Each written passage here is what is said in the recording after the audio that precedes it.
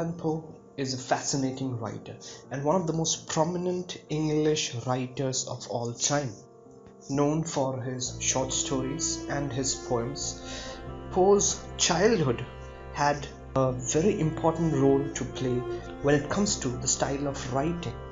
His father separated at an early age, and then his mother died, for which he was taken into a foster home, growing up there, and later he also had to be taken out of college because his foster father could not really pay the college fees. And then the woman that he married also died at a very early age, at the age of 24.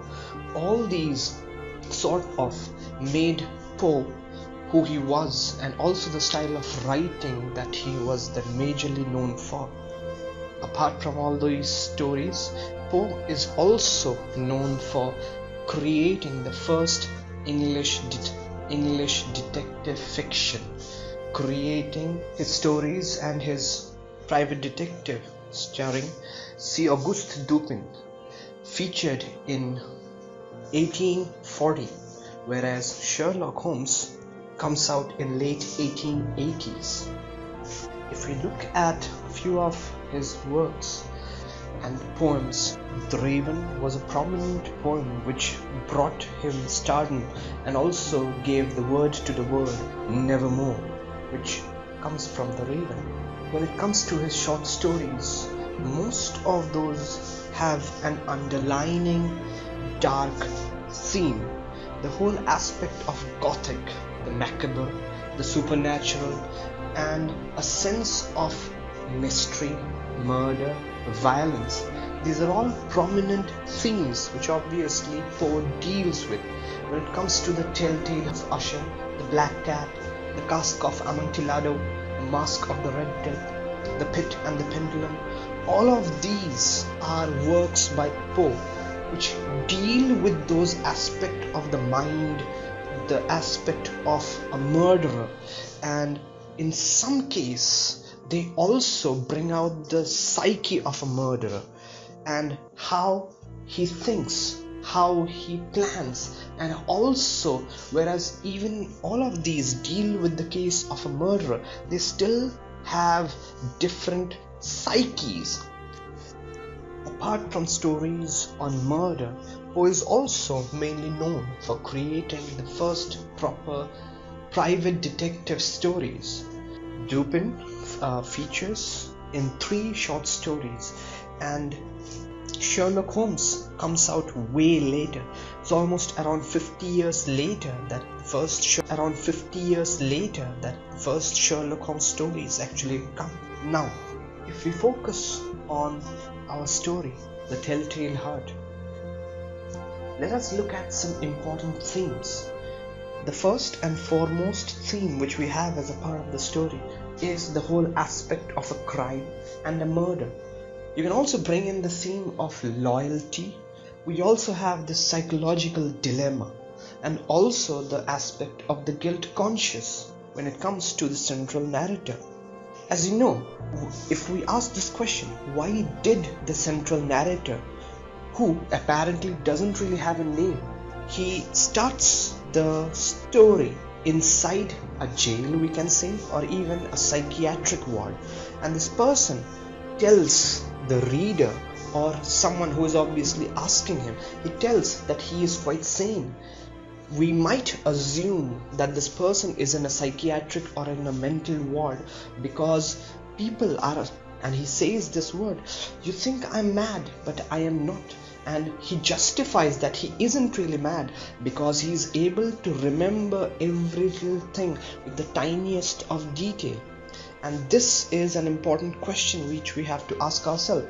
What makes a person mad or sane?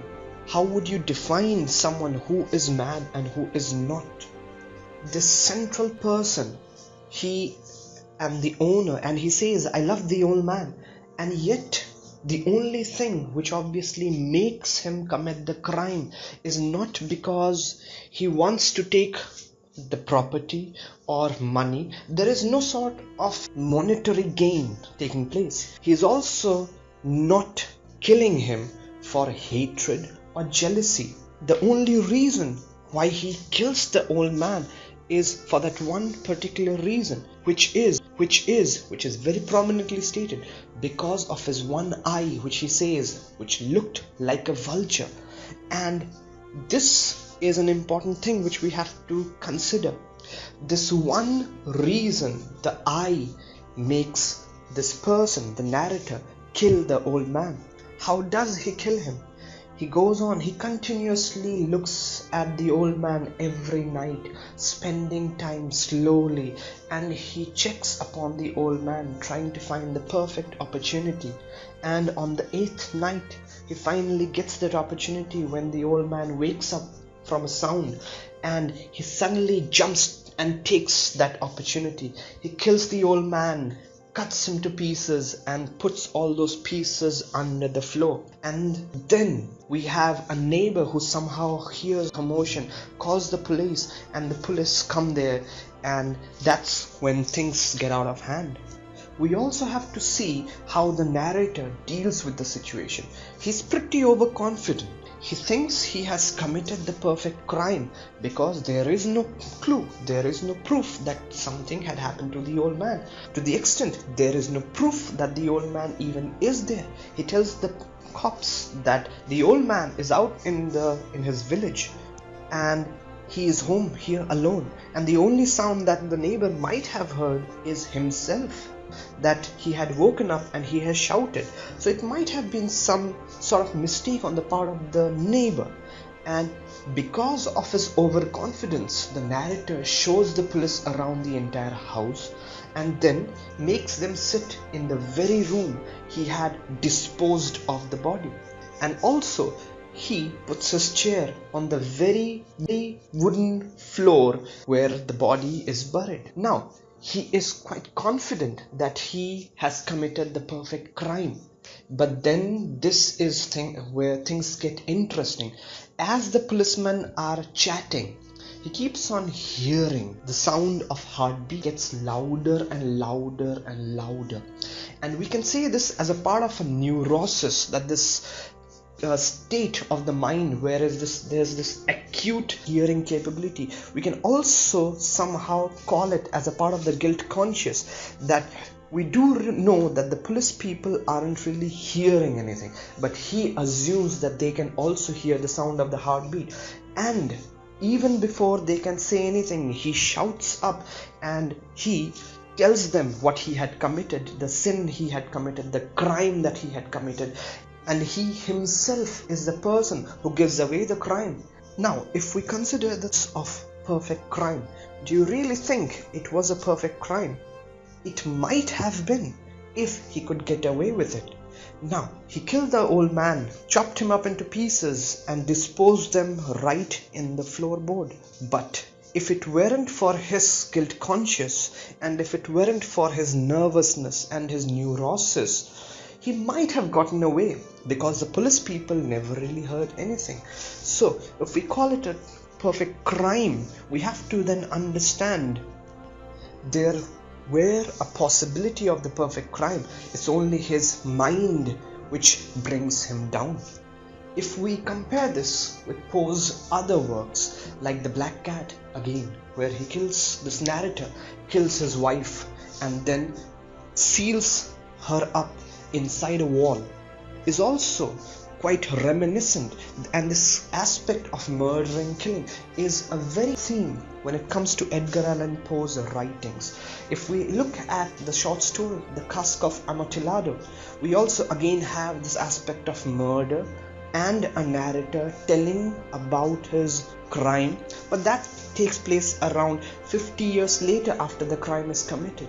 If we also look at The Fall of the House of Usher, we again have this woman, this twin sister, who is quite sealed off when she is alive inside the walls, inside the house, and the brother can hear the heartbeat of the twin sister, and that's when he shouts, and the dead body of this twin sister suddenly falls from the roof.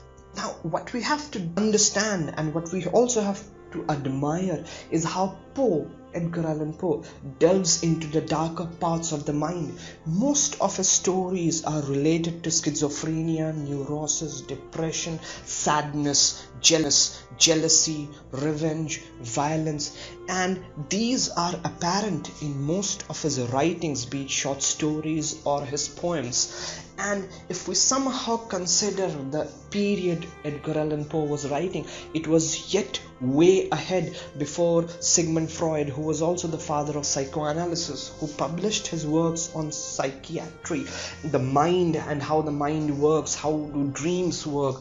It was all published in 1880s. Even the Sherlock Holmes stories, they were also published in late 1880s. So Poe, when it comes to being the foremost writer, be it as a case of how the crime scene works, how a criminal thinks, and how the mind works when it comes to all these aspects of revenge, schizophrenia, these are important works which makes Poe one of the most prominent writers of all time. And yet the sad thing is, Poe never really got recognition while he was alive. He died in poverty, and all his works were posthumously later published. Now, if we compare this story, The Telltale Heart, to Roald Dahl's Lamb to the Slaughter, we also have to think along, because both of these are stories on murder, crime, and yet there might be some things which are similar and a lot of things which are different. So if we can somehow compare to see how it works, the first thing which we have to take into account is the planning.